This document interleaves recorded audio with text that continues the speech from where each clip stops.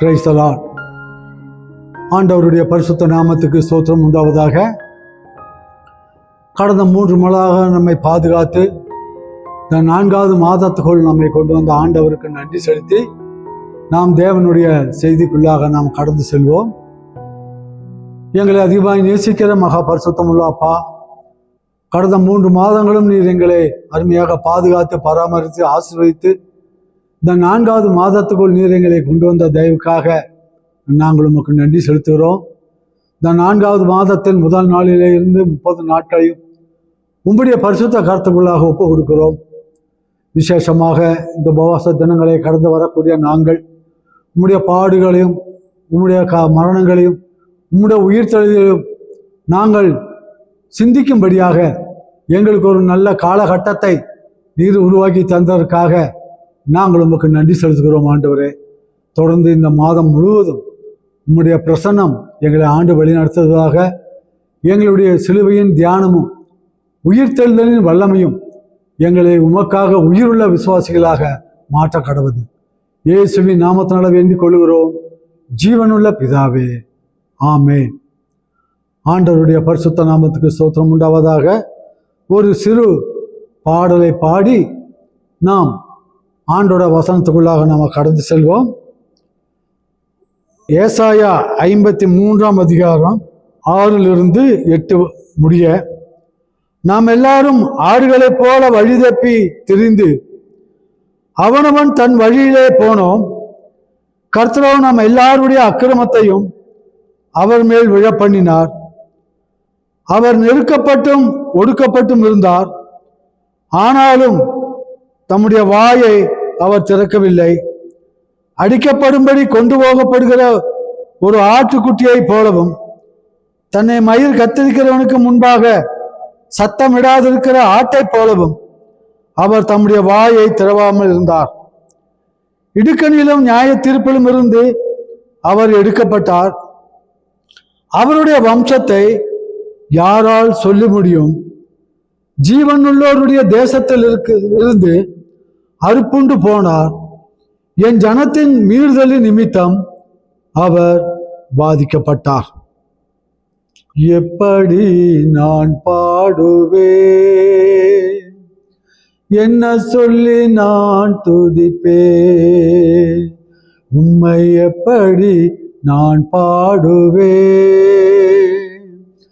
என்ன சொல்லி நான் துதிப்பேன்? ரத்தம் சிந்தி மீட்டவரே, இரக்கம் நிறைந்தவரே, ரத்தம் சிந்தி மீட்டவரே, இரக்கம் நிறைந்தவரே, ஐயா இரக்கம் நிறைந்தவரே, ஐயா இரக்கம் நிறைந்தவரே. உம்மை எப்படி நான் பாடுவேன், என்ன சொல்லி நான் துதிப்பேன்? உம்மை எப்படி நான் பாடுவேன், என்ன சொல்லி நான் துதிப்பேன்? ஆண்டவருடைய பரிசுத்த நாமத்துக்கு ஸ்தோத்திரம் உண்டாவதாக. இயேசு கிறிஸ்து பிறந்து பாடுபட்டு மரித்து உயிர்த்தெழுவதற்கு முன்பாக, பல நூற்றாண்டுகளுக்கு முன்பாகவே ஏசாயா தீர்க்கதரிசி அவரை பற்றி அவர் சொல்லிவிட்டார்.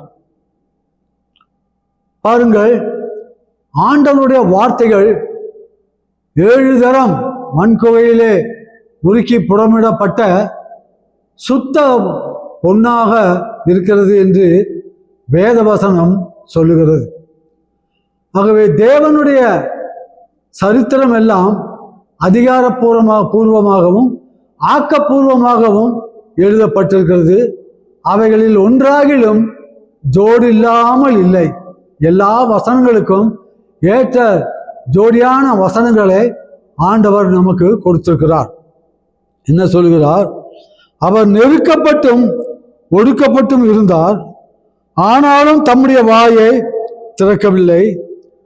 அழிக்கப்படும்படி கொண்டு போகப்படுகிற ஒரு ஆட்டுக்குட்டியை போலவும் தன்னை மயிர் கத்திருக்கிறவனுக்கு முன்பாக சத்தமிடாதிருக்கிற ஆட்டை போலவும் அவர் தம்முடைய வாயை திறவாதிருந்தார்.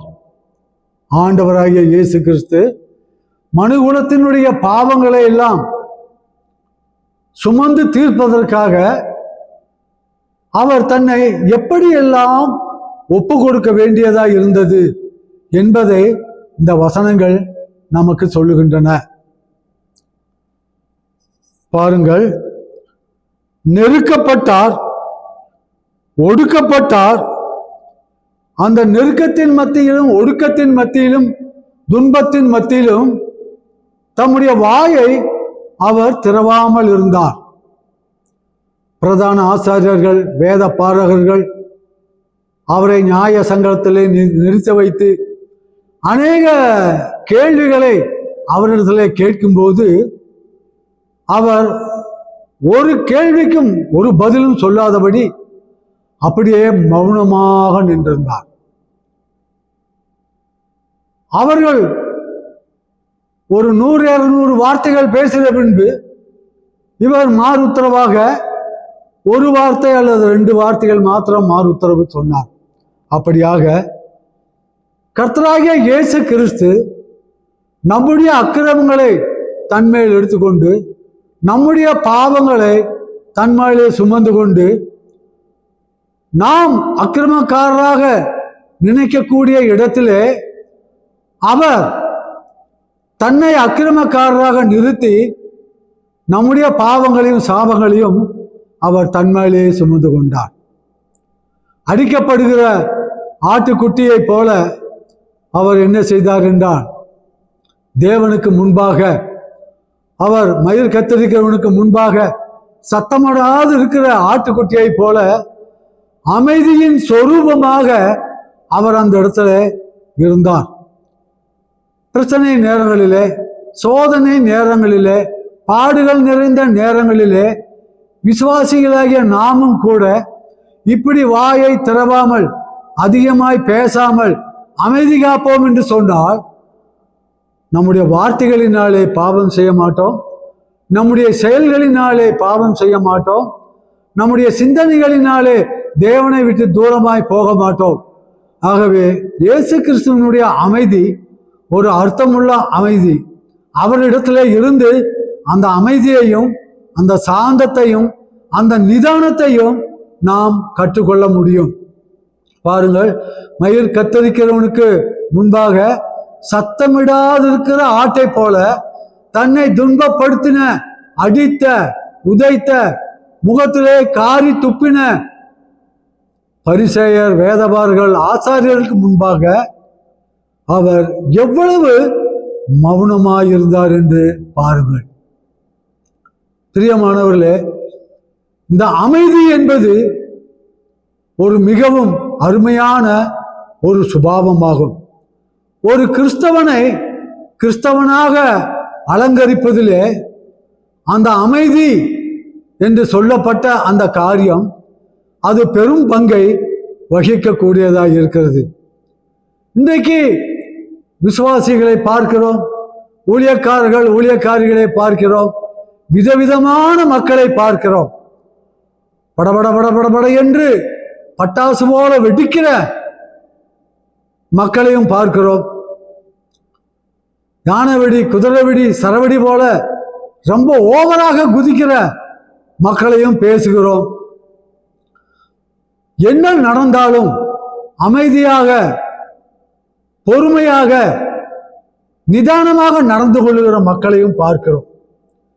இந்த 3 வகையான மக்களிலே தேவனுடைய நாமம் யார் மூலமாக மகிமைப்படும் என்று சொன்னால், சோதனை நேரத்திலே, வேதனை நேரத்திலே, கொதிப்பின் நேரத்திலே, கொந்தளிப்பின் நேரத்திலே எந்த ஒரு விசுவாசி அமைதியாக இருக்க பழகிறானோ அவன்தான் தன்னுடைய சாட்சியின் மூலமாக ஆண்டவரை மகிமைப்படுத்த முடியுமே ஒழிய, கொப்பளிக்கிற மனிதன், கொந்தளிக்கிற மனிதன், குத்தாட்டம் போடுகிற மனிதன், கொக்கரிக்கிற ஒரு விசுவாசி ஆண்டவரை தன்னுடைய வாழ்க்கையிலே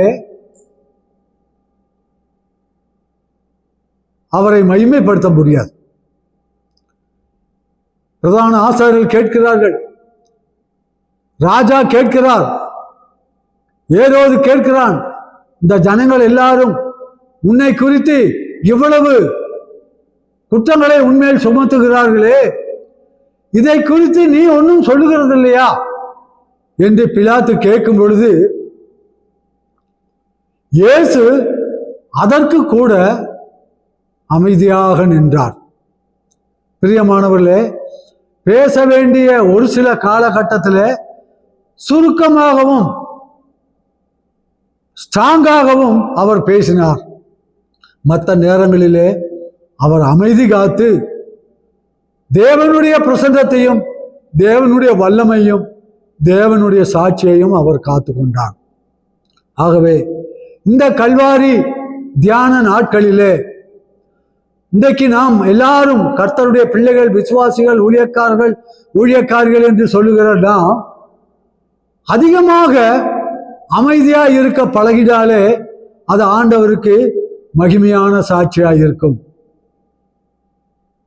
நீதிபதிகள் சொல்லுகிறது, பேசாமல் இருந்தால் மூடனும் நீதிமான் என்று எண்ணப்படுவான். பேசாமல் அமைதியாக இருந்தால் மூடனும் நீதிமானாக எண்ணப்படுவானாம்.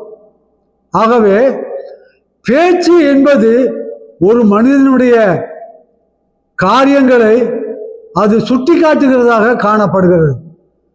சொற்கள் மிகுதியினால் பாவம் இல்லாமல் போகாது என்று வேதம் நமக்கு சொல்லுகிறது.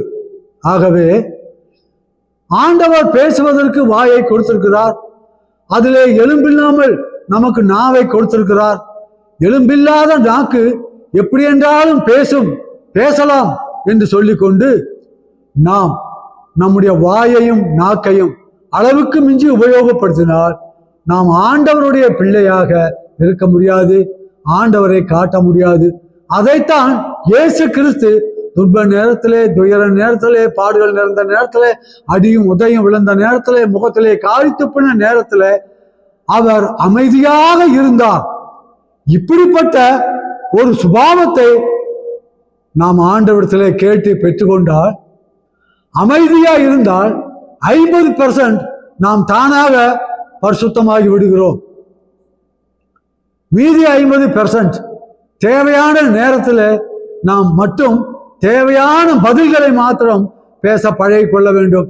இப்படி இந்த 2 சத்தியங்களை கற்றுக்கொண்டால் நாமும் இயேசுவை போல அமைதியும் சமாதானமும் நிறைந்த மக்களாய் மாற முடியும். உலகத்தின் பாவங்களை சுமந்து தீர்க்கிற தேவ ஆட்டுக்குட்டி அது எப்படி அடிக்கப்படுகிற சமயத்திலே அது கத்தாமல் இருக்கிறதோ, அதுபோல இயேசு கிறிஸ்துவும் நமக்காக பலியாய் மரிக்கக்கூடிய அந்த நாட்களிலே அவர் அமைதியா இருந்து ஆண்டவருடைய சித்தத்தை செய்து அவர் மரித்தார். அவருடைய மரணம் நம்முடைய பாவங்களுக்கு அது பலியாக அமைந்தது. அக்கிரமக்காரரில் ஒருவராக எண்ணப்பட்டு அநேகருடைய பாவத்தை அவர் சுமந்தார்.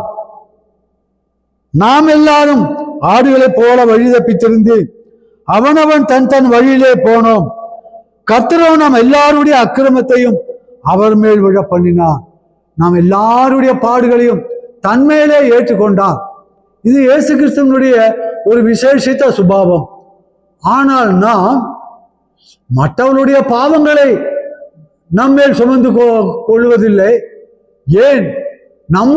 நாம் செய்த சொந்த பாவங்களையே நாம் ஒத்துக்கொள்வதில்லை, நாம் ஏற்றுக்கொள்வதில்லை. செய்ததை செய்யவில்லை என்று நிராகரிக்கிறோம், சாதிக்கிறோம். ஆனால் குற்றத்தில் அகப்பட்ட பின்பு வெட்கப்பட்டு தலைகுனிகிறோம். ஆனால் இயேசு கிறிஸ்து பாருங்கள், நம்முடைய பாவங்களை தன்மேலே ஏற்றுக்கொண்டார். அப்படி தேவாதி தேவனாகிய இயேசு கிறிஸ்துவே, தேவ ஆட்டுக்குட்டியே, நம் எல்லாருடைய பாவங்களையும் தன்மேலே சந்தோஷமாக ஏற்றுக்கொண்டிருக்கும் பொழுது கர்த்தருடைய பிள்ளைகள் என்று சொல்கிற நாம் ஏன் நம்முடைய குறைவுகளையும் நம்முடைய கஷ்டங்களையும் நாம் ஏன் ஒத்துக்கொள்ளக்கூடாது? நம்முடைய குற்றங்களையும் குறைகளையும் நாம் ஏன் ஒப்புக்கொள்ளக்கூடாது? தன் குறைகளை உணர்கிறவன் யார்? மறைவான பாவங்களுக்கு என்னை விலக்கி காத்தருளும் என்று தாவீது ராஜா 51ஆம் சங்கீதத்திலே ஜெபம் பண்ணுகிறார். ஆகவே நம்முடைய பாவங்களை நாம் மறைக்கும் வரை, பாவங்களை ஒத்துக்கொள்ளாது இருக்கும் வரை நாம் இயேசு கிறிஸ்துவை போல மாற முடியாது, இயேசு கிறிஸ்துவின் பிள்ளைகளாகவும் மாற முடியாது, இயேசுவுக்கு சாட்சிகளாகவும் இருக்க முடியாது. ஆகவே இந்த பெரிய வெள்ளிக்கிழமையிலே நாம் அவரிடத்திலிருந்து கற்றுக்கொள்ளக்கூடிய ஒரு பெரிய ஒரு பாடம் என்னவென்றால், அவர் அநேகருடைய பாவங்களையும் சாபங்களையும் தன்மேல் ஏற்றுக்கொண்டது போல நாமும் கூட அநேகருடைய பாவங்களையும் குறைவுகளையும் ஏற்றுக்கொண்டவர்களாக, அதுகளை பொறுத்து கொள்ளக்கூடியவர்களாக, மன்னிக்க கூடியவர்களாக, மறக்க கூடியவர்களாக நாம் காணப்பட வேண்டும். அதுதான் இயேசு கிறிஸ்துவனுடைய லட்சணம். ஆகவே இந்த பெரிய வெள்ளிக்கிழமையிலே சிலுவையின் தியானத்தை தியானிக்கிற நாம் நம்முடைய வாழ்க்கையிலே மற்றவர்களுடைய குறைவுகளையும், மற்றவர்களுடைய பலகீனங்களையும், மற்றவர்களுடைய குற்றங்களையும் கண்டாலும் கூட மன்னிப்போம், மறப்போம், அவர்களை ஆற்றுவோம், தேற்றுவோம், அவர்களுக்கு சாதகமாக நின்று ரட்சிப்புக்கு நேராக வழி நடத்துவோம். அமைதியாக இருக்க வேண்டிய நேரங்களிலே அமைதியாக இருப்போம். அங்கலாய்ப்புள்ள மனிதர்களுக்கு ஆறுதலை கொடுப்போம். சிலுவையிலே தொங்கின இயேசுவை போல நாமும் கூட மற்றவர்களுடைய துக்கத்தையும் துயரத்தையும் தாங்கி சகாயம் பண்ணுகிற மக்களாக, நான் கிறிஸ்து இயேசுவின் அச்சடையாளங்களை நம்முடைய சரீரத்திலே சுமந்து, நம்முடைய ஆவியிலே சுமந்து, நாம் கிறிஸ்துவின் பிள்ளைகள் என்கிற ஒரு காரியத்தை நாம் நிறைவேற்றுவோம். கிறிஸ்து நமக்காக எப்படி பாடுபட்டு துன்பத்தை சகித்து சிலுவையிலே தொங்கினாரோ, அதுபோல கர்த்தர் நம்ம எந்தெந்த பாடுகள் கஷ்டங்களுக்குள்ளாக உட்படுத்துகிறார்களோ அந்த கஷ்டங்கள் பாடுகளுக்குள்ளாக உட்படுத்த நம்மை ஒப்பு கொடுப்போம். நாம் பாடுகள் இல்லாவிட்டால் நாம் பலனை பார்க்க முடியாது. இயேசு கிறிஸ்து பாடு அனுபவிக்காவிட்டால் நமக்கு ரட்சிப்பு கிடைத்திருக்குமா? நமக்கு அபிஷேகம் கிடைத்திருக்குமா? நமக்கு மன்னிப்பு கிடைத்திருக்குமா? நமக்கு மகிமையிலே இடம் கிடைத்திருக்குமா? நமக்கு எல்லாவற்றையும் கொடுக்கும்படியாக அவர் தன்னைத்தானே சிலுவையிலே பணயம் வைத்தார். அடிமையின் ரூபமாக சிலுவையின் மனுஷ சாயலாகி, அடிமையின் ரூபம் எடுத்து மனுஷ சாயலாகி நம்மை தேவனுடைய ரூபமாக மாற்ற அவர் மனுஷ ரூபம் எடுத்தார். ஆகவே மேன்மைக்கு முன்னானது தாழ்மை என்று சொல்லப்பட்டபடி நாமும் இந்த சிலுவையின் தியான காலகட்டத்திலே நாம் தியானித்து நம்முடைய மேன்மையை வெறுத்து சிலுவையை எடுத்து கர்த்தருடைய பிரமாணங்களை கற்றுக்கொண்டு கர்த்தருக்கு மகிமையான சாட்சிகளாக நாம் ஜீவிப்போம். இரண்டாவது நாம் பார்க்கும் பொழுது ஆண்டவருடைய உயிர்த்தெழுதல். அவர் மரித்தார், ஆனாலும் இதோ சதா காலங்களிலும் உயிரோடு இருக்கிறார். இந்த ஈஸ்டர் செய்தியை நாம் ஒவ்வொரு வருஷமும் நாம் தியானிக்க போகிறோம். வருஷத்தின் முதலாம் நாளிலே மகதலேனா மரியாளும் மற்றும் சில ஸ்திரீகளும் தாங்கள் ஆயத்தம் பண்ணின அந்த வர்க்கங்களையும் எல்லாவற்றையும் எடுத்துக்கொண்டு கல்லறை நிலத்திலே போய், இயேசுவின் கல்லறை நிலத்திலே போய் அதற்கு செய்ய வேண்டிய கடமைகளை செய்ய அதிகாலையிலே இருட்டோடே போனார்கள். ஒருவேளை 4:30 மணி 5:30 மணி அப்படி இருக்கலாம். அங்கே போகும் பொழுது அவர்களுக்கு ஒரு பெரிய அதிர்ச்சியான சம்பவம் காத்து கொண்டிருந்தது. அங்கே போனால் கல்லறை புரட்டப்பட்டிருந்தது. உள்ளே பார்க்கும் பொழுது அந்த குகை போன்ற அந்த இடம் அது காலியாக இருந்தது. இயேசு கிறிஸ்துவை சுற்றி வைத்திருந்த அந்த துணி அப்படியே ஒரு தலையணையை போல சுருட்டி தலைநாட்டிலே வைத்திருந்தது. கல்லறையை மூடியிருந்த அவ்வளவு பெரிய கல் தானாக புரட்டப்பட்டிருந்தது. அந்த ஸ்திரீகள் வந்து அவரை பார்த்து அவரை காணோம் என்று சொன்ன உடனே, ஐயோ எங்களுடைய இரட்சகரை யாரோ எடுத்துக்கொண்டு போய்விட்டார்களே என்று சொல்லி அந்த துக்கத்தினாலே அழுது கொண்டு நின்றார்கள். அப்பொழுது வெள்ளையுடை தரித்தவராய் ஒருவர் அவர்கள் பின்னாலே வந்து நின்று, அவர்களோடு பேசுகிறார். யாரை தேடுகிறீர்கள்? நீங்கள் உயிரோடு இருக்கிறவரை மரித்தவர்களிடத்தில் தேடுவது என்ன? அவர் இங்கே இல்லை, அவர் உயிர்த்தெழுந்தார் என்று சொல்லி அவருடைய உயிர்த்தெழுந்த நல்ல காரியத்தை அந்த ஸ்திரீகளுக்கு சொல்லுகிறார்கள். அவர்கள் அப்படி சொன்ன இயேசு கிறிஸ்துவை தோட்டக்காரன் என்று நினைத்து கொண்டு இப்படியாக பேசிக் கொண்டிருக்கிறார்கள். ஆனால் உண்மை தெரிந்தவுடனே அவர்கள் எல்லாரும் பயம் ஒரு பக்கம், சந்தோஷம் இன்னொரு பக்கம், அதிர்ச்சி இன்னொரு பக்கம், அந்த ஒரு சூழ்நிலையிலே அவர்கள் வந்த வழியாக திரும்பி கிராமத்துக்குள்ளாக ஓடுகிறார்கள்.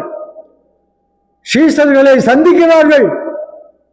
நாங்கள் கல்லறைக்கு போனோம், காரியங்களை செய்ய முற்பட்டோம், ஆனால் அவருடைய சரீரத்தை அங்கே காணவில்லை. ஆனால் அங்கே ஒருவர் தேவதூதனை போல நின்று கொண்டு, அவர் இங்கே இல்லை, அவர் உயிர்த்தெழுந்தார், அவர் உங்களுக்கு சொல்லவில்லையா? கலிலேயாவுக்கு வாருங்கள், நான் உங்களுக்கு முன்பாக நான் அங்கே இருப்பேன் என்று சொன்னார். ஆகவே நீங்கள் கலிலேயாவுக்கு போங்கள் என்று சொன்னார் என்று சொன்ன உடனே பேதுருவும் மற்ற சீஷர்களும் அதிக சந்தோஷத்தோடும் அதிக மகிழ்ச்சியோடும் அதிக அதிர்ச்சியோடும் அவர்கள் என்ன செய்கிறார்கள்? பேதுருவும் யோவானும் கல்லறைக்குள்ளே ஓடுகிறார்கள். யோவான் போய் கல்லறைக்கு வெளியிலே நின்று எட்டி பார்த்தார். உள்ளே போக அவருக்கு பயம்.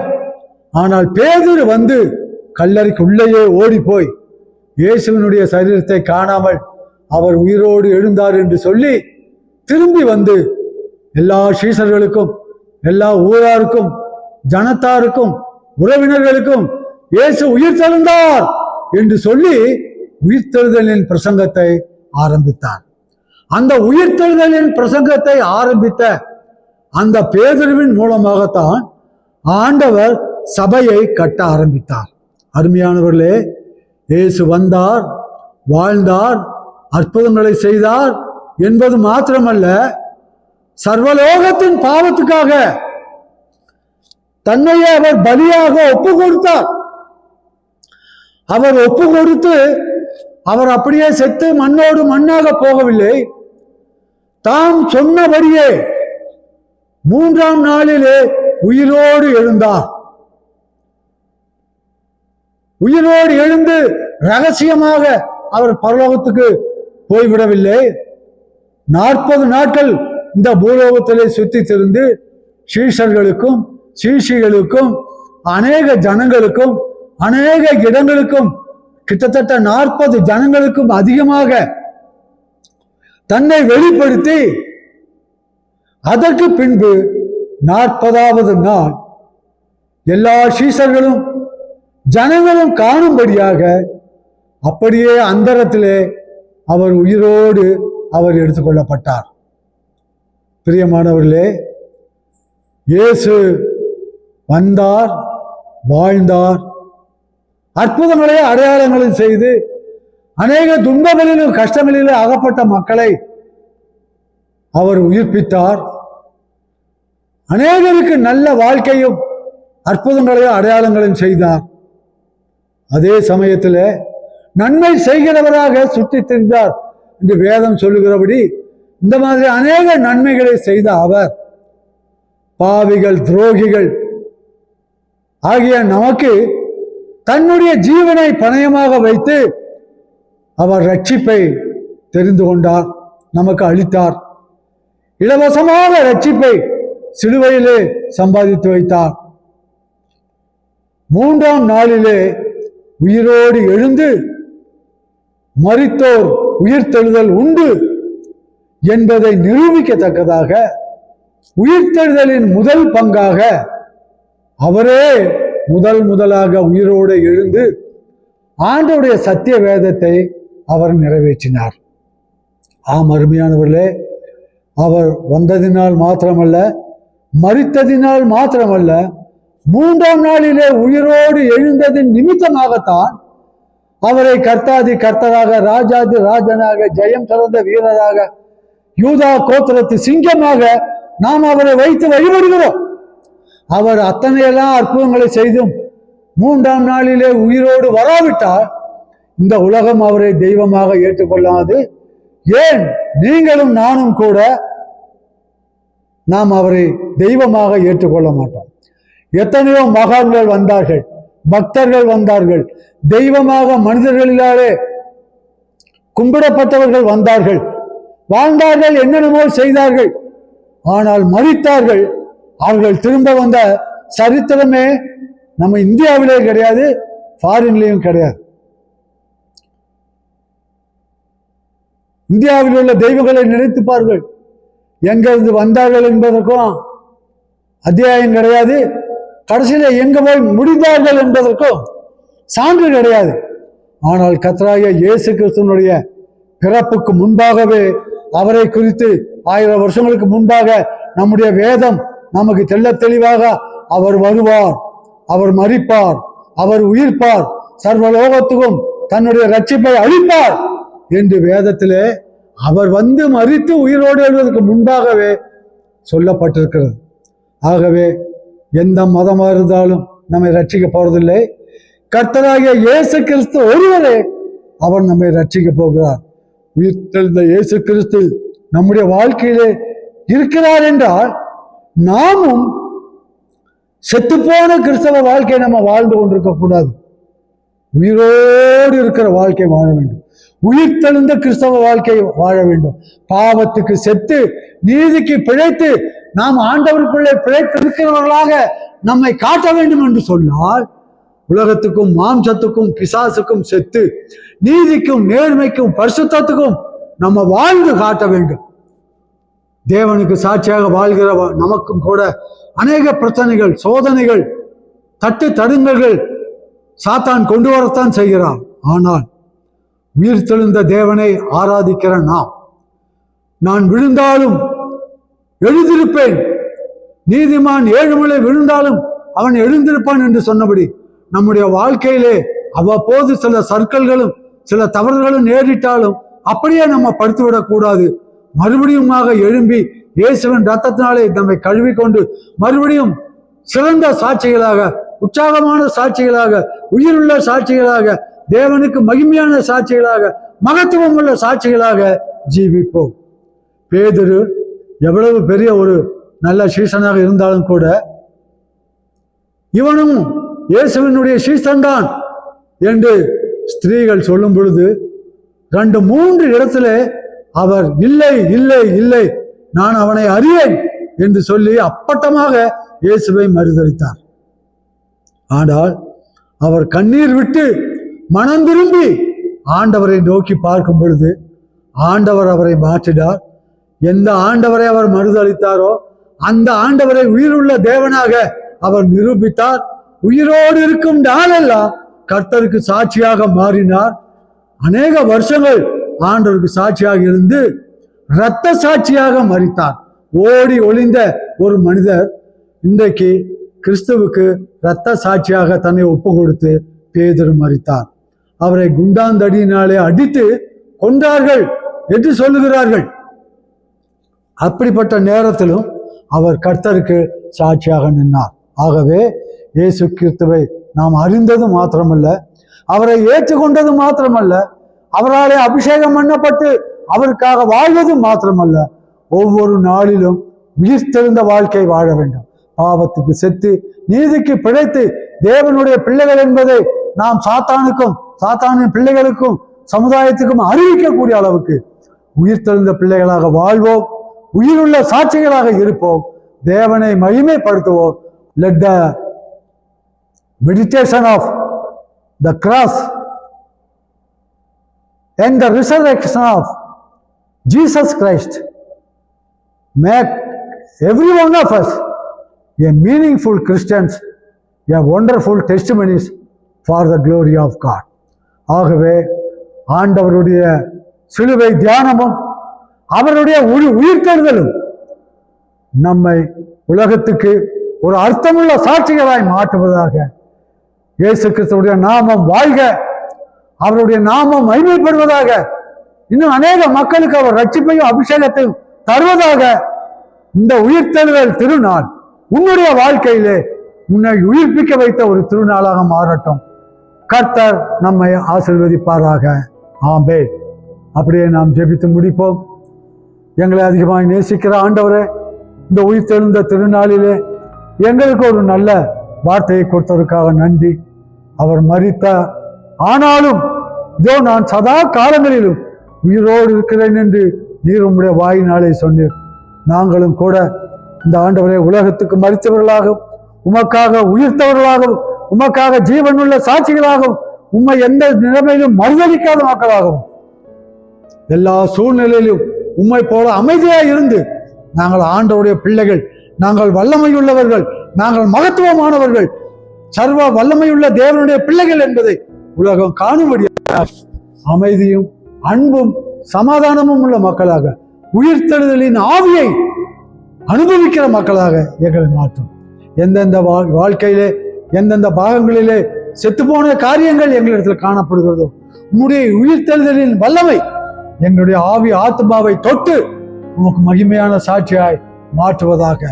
எல்லா துதி கனம் மகிமையும் நீர் எடுத்துக்கொள்ளும். இயேசுவின் நாமத்தால வேண்டிக் கொள்கிறோம் ஜீவனுள்ள பிதாவே, ஆமென். என் ஆத்மாவே கர்த்தரை தோத்தரி, என் முழு உள்ளமே அவருடைய பரிசுத்த நாமத்தை தோத்தரி. என் ஆத்மாவே கர்த்தரை தோத்தரி, அவர் செய்த சகல உபகாரங்களையும் மறவாதே. ஆமென், ஆமென்.